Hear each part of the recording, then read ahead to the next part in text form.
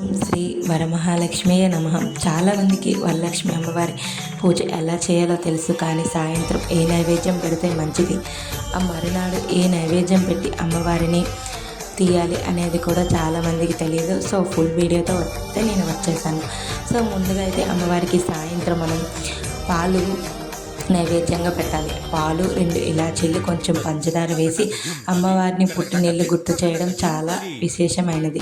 అంతేకాకుండా మరునాడు చప్పటి దద్దోజనాన్ని అమ్మవారికి 3 సార్లు తినిపించి, అమ్మ ఇదే నీ నైవేద్యం అని అమ్మవారికి అర్పించి అష్టోత్తరం చదువుకొని ఆరతిచ్చి, అలాగే అమ్మవారి పూజ సమాప్తం అయిన తర్వాత అమ్మవారి కలశాన్ని అమ్మవారిని కొంచెంగా ఇలా ఉత్తు జరిపి పెట్టుకోవాలి. అంతే, ఇంకా అమ్మవారి పూజ సంపూర్ణమైనట్టే.